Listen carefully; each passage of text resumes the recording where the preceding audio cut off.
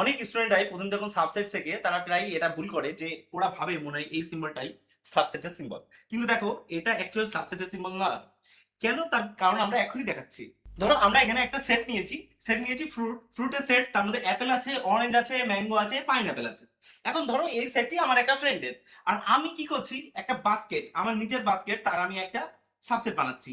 আমি আমার ফ্রেন্ডকে বলছি আমার কিছু ফ্রুট দাও। প্রথম কথা, সে আমাকে কিছু ফ্রুট অবশ্যই দিতে পারে, অ্যাপেল দিল, অরেঞ্জ দিল, আর ম্যাঙ্গো দিল, এটা দিতে পারে।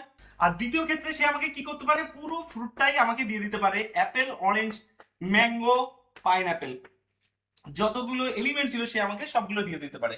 কিছু এলিমেন্ট আমার বিতে এসছে, অথবা আমি বি সাবসেট অফ এফ লিখতে পারি, কিন্তু এটা অ্যাকচুয়ালি ঠিক নয়, কারণ সে আমাকে সম্পূর্ণ লিস্টটাই তো দিয়ে দিতে পারে, সে আমার পুরো সেটটাই তো দিয়ে দিতে পারে, সেই জন্য আমরা এখানে ইকুয়াল দিই।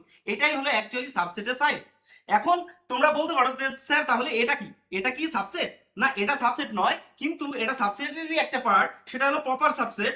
প্রপার সাবসেটটা অ্যাকচুয়ালি কি, দেখো এখানে কি হচ্ছে, এখানে যদি আমি ভালো করে লক্ষ্য করে দেখি, বি ইকুয়াল এফ, এটা হতেও পারে আবার নাও হতে পারে, মানে সে আমাকে পুরো সেটটা দিয়ে দিতে পারে, অথবা সেই সেটের কিছু পার্ট আমার এখানে দিয়ে দিতে পারে। সেই ক্ষেত্রে বি ইকুয়াল টু এফ এটা নাও হতে পারে আবার হতেও পারে, বাট এখানে যে প্রপার সাবসেট, যদি B proper subset of F হয়, তাহলে এখানে সবসময় খেয়াল রাখতে হবে B not equal to F. অতএব আমার বন্ধু ফ্রুট লিস্ট থেকে কখনোই তার পুরো এলিমেন্ট সব ধরে পুরো সেটটাই আমাকে কখনোই আমার বাস্কেটে রাখতে দেবে না, তার মানে হচ্ছে প্রপার সাবসেট।